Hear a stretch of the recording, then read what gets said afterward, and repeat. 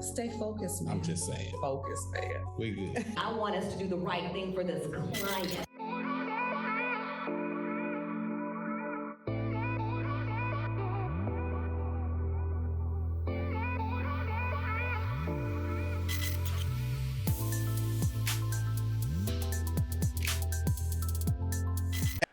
Welcome to this episode of the RealT Podcast. First of all, we want to thank you for subscribing. We want to thank you for liking. And if you are not subscribing, what you waiting on? Let's go.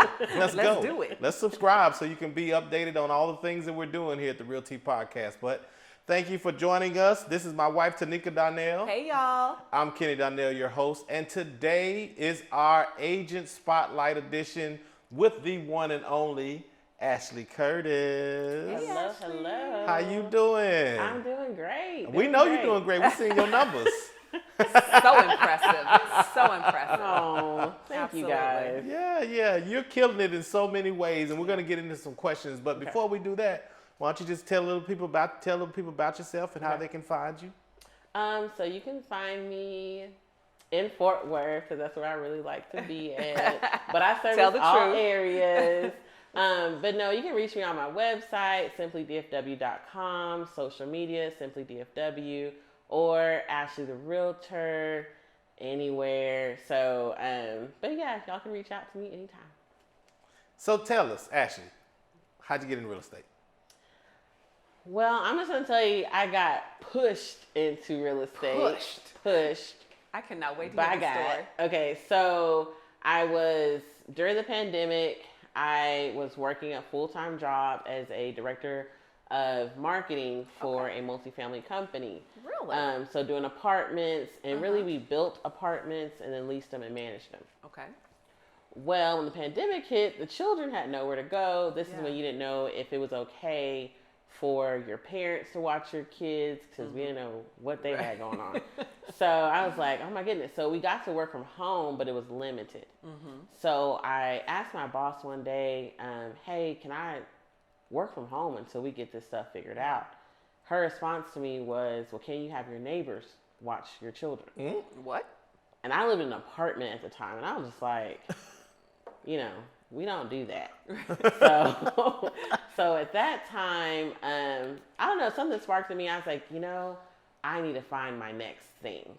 I had been in that company for 7 years. I had started off as a contract position and moved all the way to director of marketing.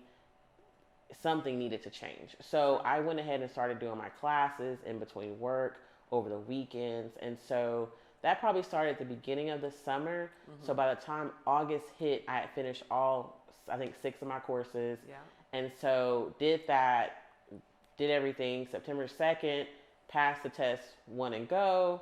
I went to the hood to do my test. My car was still there when I got there. But did that. So I was still working at the company at the time, and my whole goal was, maybe I'll just do real estate part-time. And I was. And then they approached me, they're like, well, we didn't know you were a realtor. And they're like, well, we support you. We don't want you to leave. And then a month later, they were like, well, we feel like this is, not going to work out because you're telling people to buy a house and then lease it. And I said, well, it's all a part of the same thing. We use realtors in our business, so why would it be a conflict of interest? So they let me go, and I was actually, I'm not going to lie to you, I had already packed my desk up the week before. Okay. You just feel stuff something coming. Yeah. I had wiped my computer, everything. So it was no shock to me. Well, honestly, someone else had reached out to me, another job. So that job, I think at that time, I'd only had one lease transaction that I did. So that job ended up reaching out to me. I actually had a whole nother job a week later, making more. But it was a startup company, and we all know startup companies are not certain. So they let me get married, got married and everything. Then a couple weeks after that, they're like, hey, we got to let you go. Wow. Now at this point, How many signs does God have to give you? That's what I said. I got pushed. I got straight up booted. And so I remember crying to my husband, and I cried to y'all. I was like, oh my God, what am I going to do? And honestly, it wasn't that I was scared to do real estate. It was fear of the unknown. I'm going into the black. I Keep have it no real. clue what I'm about to do. Yeah. I'm used to getting a paycheck every 2 weeks. Yeah.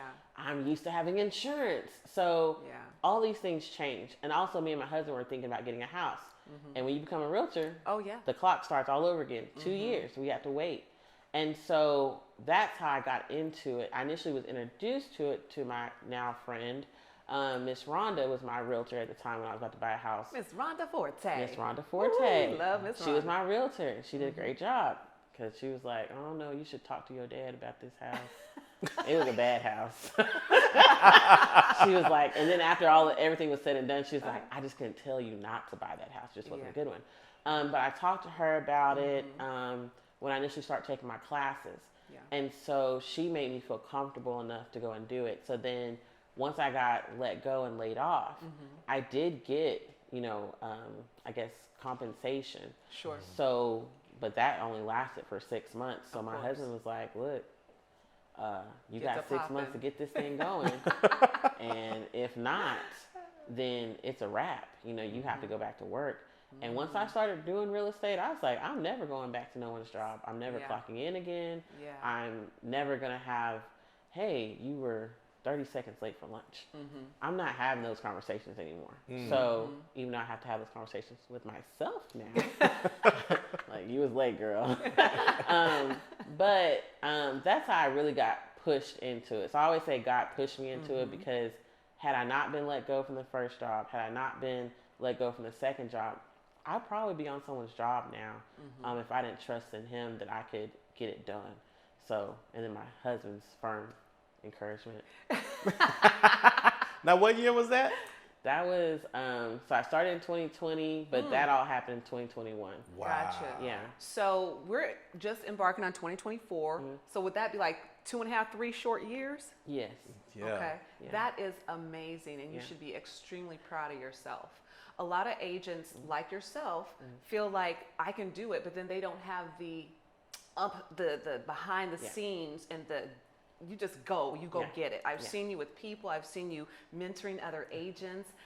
You kind of you're like a sponge. You take everything that you're learning and you're applying it. Yes.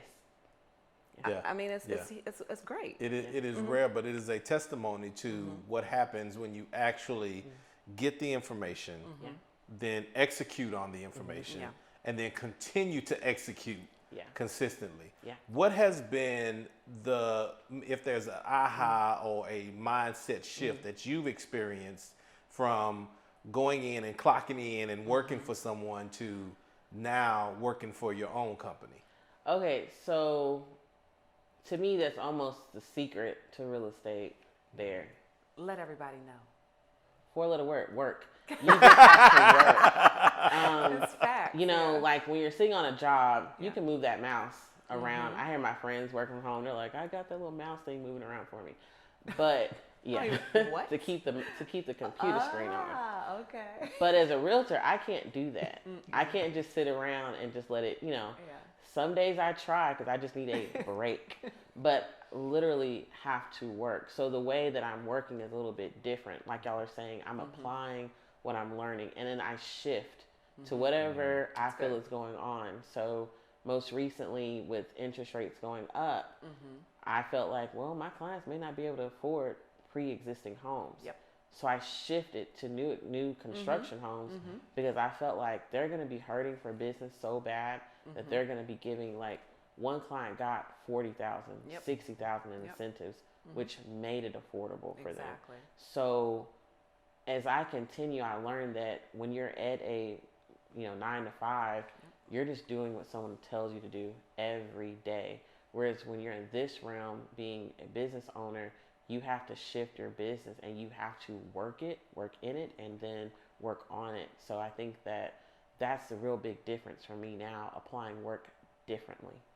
Yeah. So you apply work differently, but you also utilize social media in some phenomenal ways. So can you share how social media has impacted your business as well?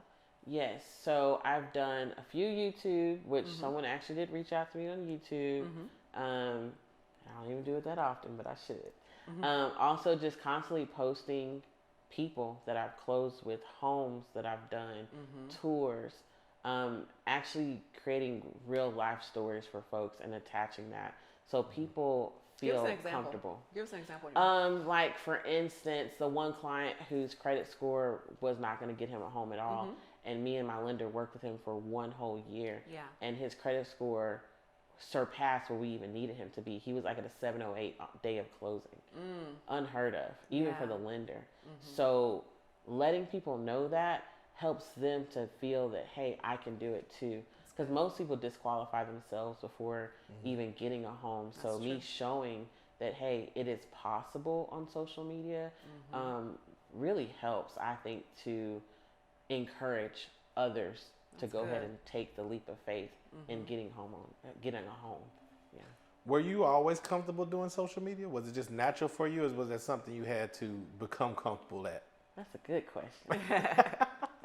So most people, even my sister teases me about this. So when I got out of college, my first job was teaching people how to use Facebook, business owners. Hey, hit the blue box on the top right that says log in. That was my job, okay? So I did that. That was 2012. So I've been doing social media, paying, So then I would do social media on my own. But in reality, I am an introvert to a lot. So if you put me in a room with people I don't know, I'd rather just sit there in the corner and just observe. So social media pushes me to be in front of the camera, to talk in front of people. So I've become less nervous talking in front of folks. But I do have to force myself because it's not something I typically do. Like, I don't always share my kids on social media. I don't always share everything. And I think about when me and my husband were dating, I'd be like, why you don't have your status on relationship? Why you don't post me? And his whole thing was, because this is real. I don't have to post you. I don't have to post you like that. And if you look at all the other relationships, you're like, well, see, they divorced, they gone. I said, okay, well, you have a point now that I see it. So now I kind of don't like to share, but I know that no one's gonna know me if I don't. If someone, that whole know, and trust. If I don't share myself just a little bit, no one's gonna get that feel. So a lot of my clients, when they meet me, they say, man, the same girl that's on social media that I'm following is the same lady I'm talking to. It's the same lady that's in your reviews when my clients talk about me, right? So I don't like doing social media, but I have to do social media. And being an entrepreneur and understanding the dynamics of our business, you do what it takes to get the job done. Yes. Right. I have to be present. Yeah. So people can know that I'm here. Yeah. Well, what is your communication style with your clients? What would they say that is? Oh, man. When I say most of my clients are my friends, they're my family. I just got invited to a surprise birthday party. I'm keeping all the food at my house until they get it done. I have babysitted dogs, okay? Some of my clients have watched my children. My client now, Kayla, she is now going to be my assistant. Because when I say she was on top of that lender like white on rice, I was like, I need that for me. I need you to do me like that. She's 25 and she's got it. So most of my relationships, they're not business. There's very little that are like business. Most of them are like my friends. Most of them are like family. I'm able to talk very bluntly with them when I need to. Just like my client yesterday, we've only met once, and she was like, well, if I sell my house and I don't have another place to live, what are we going to do? I said, I don't know. Until it happens, I don't know what we're going to do. And so then she's like, well, what if this? I said, Kay, I might just have to fire you from looking for yourself. And she was like, why? And I said, because you're creating things that don't exist. And she took it very well because she knew it was coming from a place of love. And I think that anybody that I do business with, as far as purchasing a home or whatnot, they know I'm doing everything for you to make you happy so that you're happy at the end of the day. And they feel that. So at least I try. So that client-centered approach is very important, right? So now you're rolling into kind of year 3 and you're staying in touch with your clients, which is what we see a lot of agents don't do, Yeah. right? So you should start picking up some of that repeat business. Should be coming through, right? I already have. Yeah. I literally sold a few people's sold homes, and then they bought it with me. Now we're selling it. Yeah. One transaction was very unique. It was I knew her from when she was a little girl, and she saw me on social media, and she goes, "Oh my gosh, I totally forgot you're a realtor." She calls me. I sell her house. I sell her spouse house. The spouse then refers her mother. Then they bought a new home with me. It was a whole thing. Yes. But had I not been who I am, had I been like, I'm going to charge you the max on all of these, I would not have gotten that far. That's good. And they still, I'm sorry, I left out one more referral, her best friend. So they all sense that from me. And I'm also, I'm going to say empath. So if my client cries, I'm probably going to cry too. If they're frustrated, I'm going to be frustrated too. I just show it differently. But yeah, I think they feel that from me. So they know that I'm genuine. Yeah. How important in growing your business have you found reviews and getting others to share their insights about working with you? How important have you found that to be? It is important for those that are research-driven type of people. I had one lady, I went to a listing appointment. I did the whole presentation. This was like my first one, so I didn't know how I was going to go at the end. Like, hey, you want to do your pictures now? So she was like, at the end of the day, I said, well, you can select if you would like to go with me or not. I know you have a few more interviews.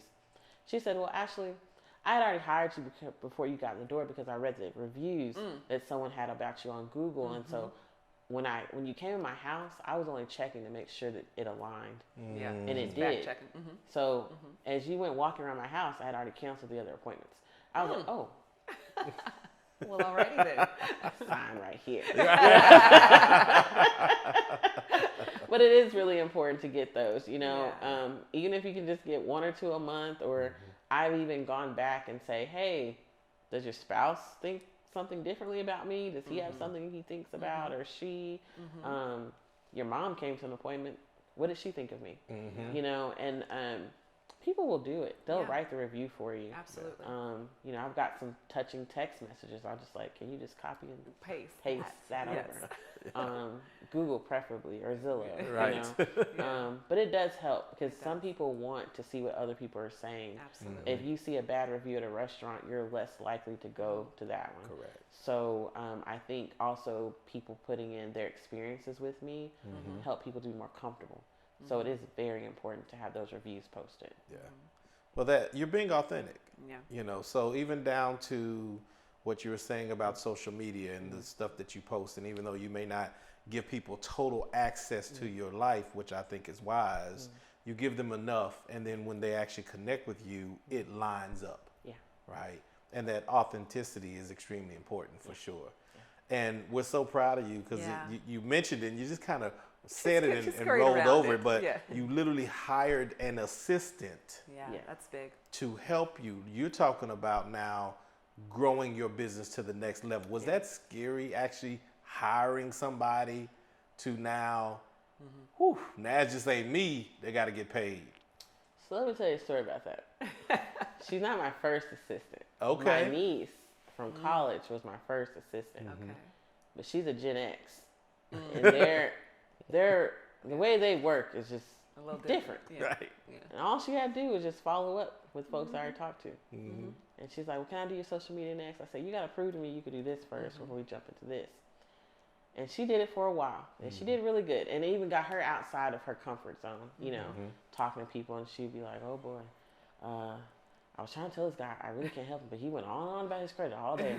And it learned her to be patient. She's not a patient person. Yeah. So she responded nicely. Then when she went back to school at Texas State, I said, you ain't been making phone calls lately. And she's like, well, no. I said, okay. A couple weeks go by. I'm going through the list. I said, Mackenzie, I said, I don't want to tell you this, but I think we had to part ways. And she goes, yes, I think we should too. Right. And, it was mutual, right? And right. she did it all this summer, but she didn't, that's not her passion. Yeah. So, Yeah. and she did just for just a few bucks. Of course. She started working at Nike, making a lot more money. She was like, I ain't got time for you on that shit. Right. So then I went without a couple months of not having it. And to me, I feel like I probably would have did even more had I had the help. Sure. Because I'm getting into other things. So once I saw the worth ethic in my client, I was like, and all she does is social media too. She's her own entrepreneur as well. Okay. And I saw that. I was like, I need that. So then we had a meeting. Yeah. If you haven't been there, we went to Dusty Biscuits and Beignets in Fort Worth. Okay. Put that on the list. That on the list. It's good. It's worth it. Yes. Okay. We had powder all over us. So we met there because for one, to be my assistant, you have to be tech savvy. Yes. Okay. So I showed her, Lofty, just to show her how she was going to do with that. And she understood it. She understood how I do my Calendly and why I do it that way. But one thing that highlighted for me with her, she was trying to improve what I was already doing. And that's something I need from someone because I don't always have the time to be like, oh man, this smart plan not working. How can we adjust? So for her, I think she's really going to be good for me because I need that.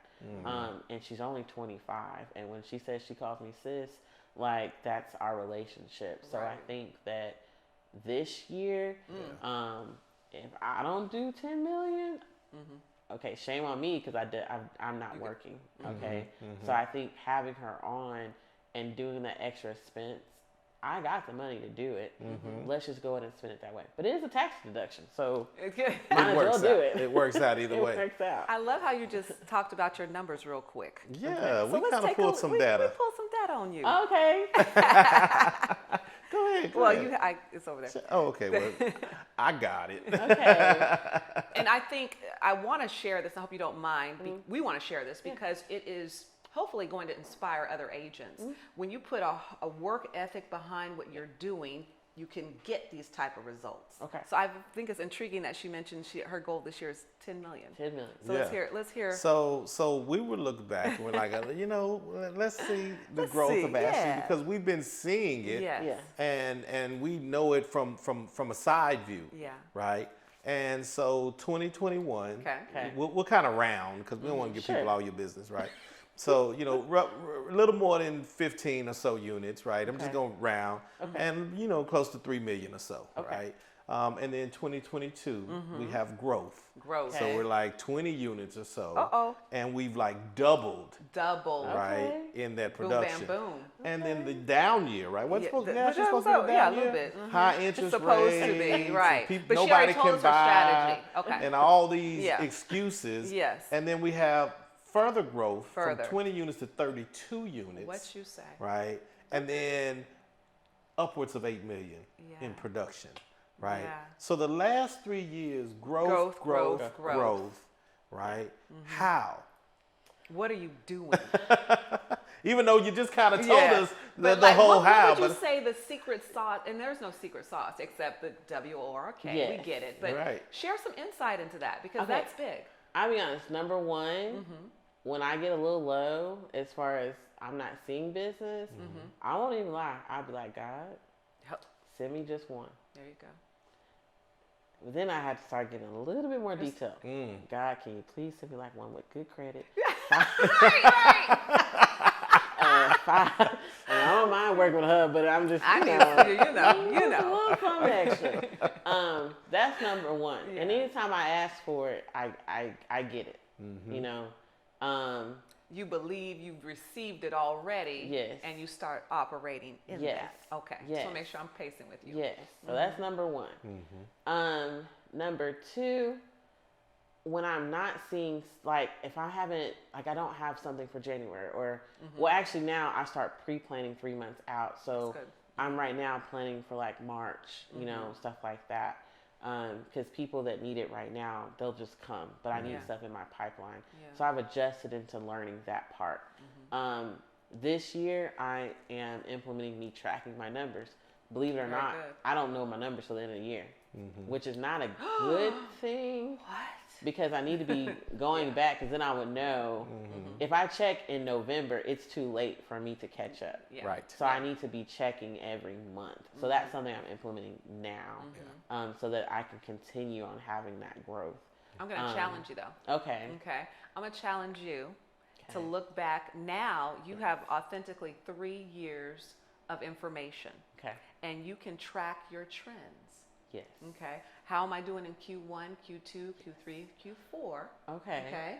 And now, then from those trends, you can develop a forecast for how you're going to do this year. like that. And you could have already had that number intact, done. Yeah. Call your girl and mentor. I'm here for Yes. you. But that's really, you're at that stage where you have to start doing that now. Because that way, that's the CEO in you, Yes. okay? That you've got to take ownership of your brand, of your business, Yes. and how do I get my trajectory continuing to go up? Yes. I've got now another asset, i.e. an assistant, and you've got to pay for her, right? Yes. So you need to know your trends on how you're going to do that. I didn't think about that. Yeah. So I just want to interject that I and, like and that. offer mentorship in that Yes, area, because I please. would love to do that with you, because that's the fun part. Yeah. You're getting into that year 3, year 4, year 5. I remember back on our year 3, we really had to evaluate our business differently. Yes. Because it was growing. Yeah. And you have already done a lot of things that you're tracking very similar to what I've done. And I'm telling you now, if you grab this right now and continue with your client care and your follow-up, you'll almost double every year. Okay. I love that. It sounds like that might be what you want. Yes. Oh, okay. I'm Yeah. just here to help. I'm here to help. Yes, because no one gives you a flat out playbook for this. And then everyone is different, you know? Right. So that's why I can't ever tell people, what are you doing, Ashley? I'm like, well, I said this back when I was on another job. Yeah. What work for this property won't work for this property. What work for me may not work for you. You know, it takes that. It takes money to get some of the stuff that I Yes. do. It takes all of that. So I like what you said about me doing that, because I didn't even think to do that, doing the forecasting and pushing that out there. So I'm at Kayla, look at all my stuff. There you go. There you have an asset to help you do that. Yes. That's exactly right. Yes, and she's a numbers person. That's it. So I think that'll be good for me to see that. Yeah. Okay, I didn't think about that. Thank you. You're welcome. As you're building what you're building, and absolutely the success that you're having, right? And you said something just now. You said it takes money. It takes money to grow. A lot of times we'll see agents basically will eat everything they get. Right? They will have a Yep. closing, and then they splurging. Yep. They will close a deal, and then they spending. Right? They're just showing it all off. Yes. But it sounds like you had a different approach as you were having success. Yes. What was the approach, and where did you decide this was gonna be my approach? I'm bigger thinking. I'm moving for something larger. I think it's always been in my DNA to never stay the same or stagnant. So my first job, well, rest in peace now, he passed away. But my boss told me at the time that this job was just a stepping stone.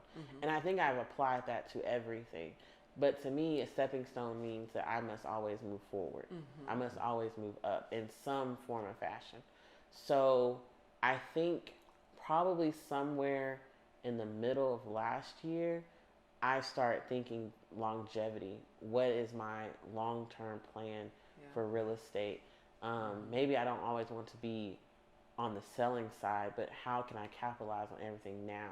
And then another thing, like you said, people just had a conversation about this a minute ago. No, I put all this money back, and I keep the money back because I never know when a rainy day is going to come. And then as I'm seeing this trend, like it's January 2nd, my phone blew up. Monday, I didn't get to eat till 3 o'clock because people kept calling. So now in my mind, I need to capitalize right now on those people. People got to get their tax returns. Yeah. All that stuff, you know. I need to do that now.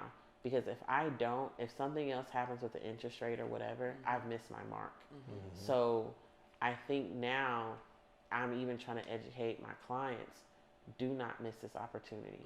Interest rates are going down, prices are still a little good, sellers are willing to go a little bit more for you. Do it now. So I also take that in my business. I need to do more now. So probably when people are reducing their ad spends, I'm increasing my ad spends, because we're missing out on people that are motivated to buy or sell right now. So I do see that. And if I don't act on it, I'm going to miss out on the show, and, I'll be getting $2 million award. So you said something, and I want to make sure that people didn't miss it. Market share is important, right? And a lot of times people will start backing out of the market. And when they do that, they leave a void, right? They leave a void, and somebody's going to fill it. Somebody is going to fill it to get that market share. We learned that through corporate America all the time, right? We're constantly trying to get more market share. Even when interest rates shift, even when inventory shifts, things change, market share still exists, right? And you have to capitalize on that. So kudos to you for recognizing that reality and then jumping on those opportunities, because it is reflected in the success you're having. Thank you. I love the fact that you are having success, but you're also giving back. You're one of our mentors here at TDRealty, which we really appreciate. How has that helped your business, or how is it to help sow seeds into other people's businesses? It's great. Like, I mean, it comes with its times. You're like, okay, you're not listening, girl. But I think I've had maybe 2 graduate. They're go-getters. Yeah. They're after it. They're getting however they can get it. Trina, for example, I'm so proud. Come a long way. And I mean, when I say she's like, I'm ready to do more, even though she went back to work, she's still doing business. And she's a flight attendant, so I don't even know how. I was like, I guess she's going to be in the air, like, left, right, house. But she's doing something. She's doing something. But I'm proud of her. She's doing what I told her to do. Anybody that asks me, like, where do I need to start? I'm like, start with your family and friends. The realtors my mentees that do not do that, they struggle. The ones that do it, hey, my brother, sister's cousin's aunt needs a house. My friend needs a house. Their employer needs a house. That's where you start. You know, sphere. Those that, of course, everyone's different, and you take your own approach to everything. But I think those that actually fully immerse themselves in the program, go through everything, they have an easier way of working things out. They're not panicking. I hate for someone to call me at 9 o'clock and be like, I don't know how to fill out this contract. And I was like, okay, I sent you a contract class. I sent you videos. I said, you need to, even though you're not doing anything right now, study. Because when it comes time, Showtime. I'm going to be sleepy and trying to look at your stuff. I'm going to be out of there, or I have my own stuff going on at the same time. So I think those are the things with the mentees is getting them to know the basics. And so when it's time to go, they're ready, but I love it. We go out to brunch, dinner, they make me get on video. They make me take pictures. They're like, Ashley, share this. I don't ever share. They were like, why you didn't share us? I was like, I don't make nobody jealous. No, but I really love it. And it's helping me to help them to create their village. I don't think I would be this far without friends of realtors and stuff like that as well. So I'm like, hey, we're going to hang out like once a month or every quarter. We'll go here, go there. I'll pay for appetizer. I ain't made it that far to pay for all y'all stuff. But we go out and hang out and stuff and they want to do it. They want to. They say, Ashley, we ain't been out in a minute. Most of these people have families and stuff. So to get a a time to talk to someone else that understands Of what course. they're going through, their struggles. A lot of them, they ask me, how do you balance your family, your kids, and all that? How do you? Man, my mother-in-law just told me yesterday, y'all make enough money to get a housekeeper now. I was like, you gotta get out of my pockets machine. Right. But now I have someone that comes like Yeah. once a month or so. My best friend even told me, she's like, you have to break, because I had to do her hair for her baby shower, and as I'm doing her hair, call after call after call. Yeah. Not everyone's important, most of them weren't clients. Most of them needed advice on stuff. And so now I did turn on Do Not Disturb at 10 o'clock. Okay.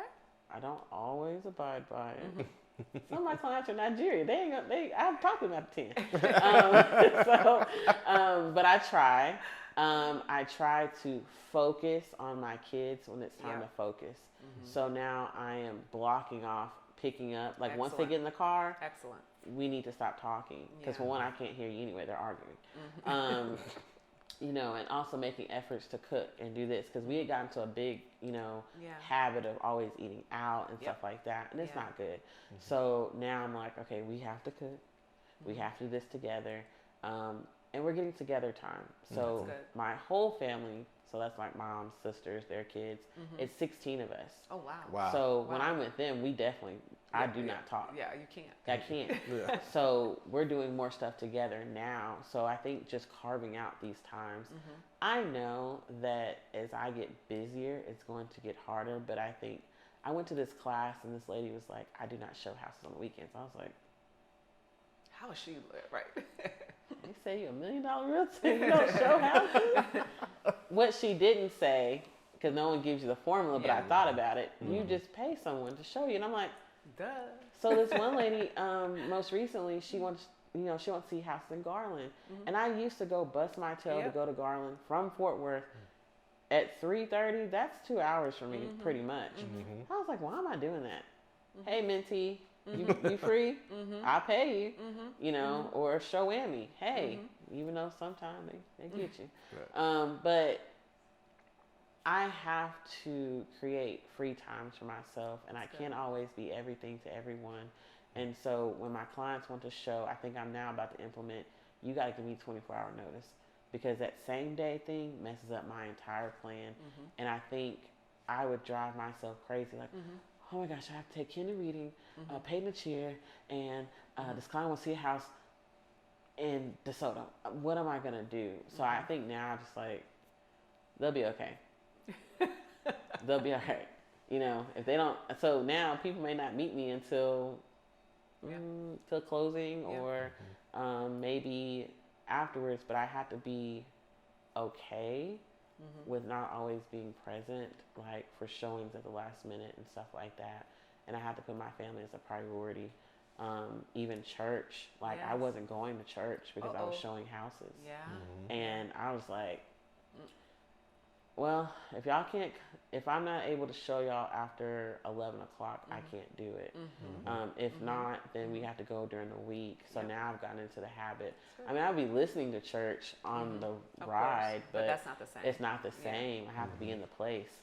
So now I'm like, okay, well, I'm not going to 9 o'clock because my husband can't go to 9 o'clock. We're going to 11:30. And after that, 2 o'clock, if you want to look at something between 2 and 4, I'm okay with that. But I have to just create some boundaries. I'm so glad to hear that, because a lot of people don't understand the importance of that and can suffer from burnout. And then that will affect your business as well. So kudos to you for making a priority what is the priority. Yes. And business will come. For those that are supposed to work with you, will be there to work with you.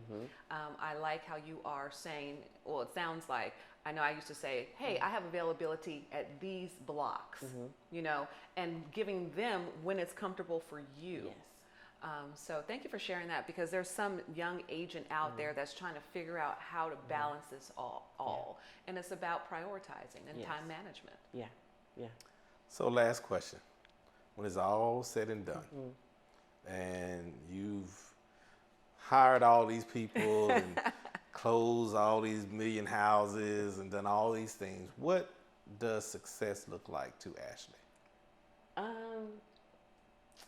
Success looks like me and my husband and my kids hanging out in our newer house where everybody got a space, where we got some land and where my office is in the back somewhere. Hello. Hanging out. And for me to have others, I won't say working for me, but with me to the point where I don't have to work like that, where I'm not having to stress out like that. That's success to me. I just started doing remodeling with a contractor. Me digging into that business and also having my real estate business flowing together, that also looks like success for me. But honestly, right now, I think where we already hit it on is growth and seeing me do that and develop as I go. Because to be honest with you, I feel like I was a kid when I started. That's like when you graduate college and your parents like, you have to pay insurance. You're like, what's insurance? So now I feel like that's where I'm getting. I've gotten that. Now I'm kind of understanding. So right now, having me grow into being a better business owner, analyzing my stuff, being an adult and looking at my bills, that's success to me as well. But just being happy and free to do my business the way I would like to do it. Wow. Thank you, Ashley. I know that you probably missed 10 calls, but we appreciate you taking the time to come share with us today on the RealT Podcast. Thank you. All right, guys, I know you enjoyed that. Thank you so much for tuning in today. Don't forget to like and subscribe, and we look forward to seeing you on the next RealT Podcast. See y'all later. Bye.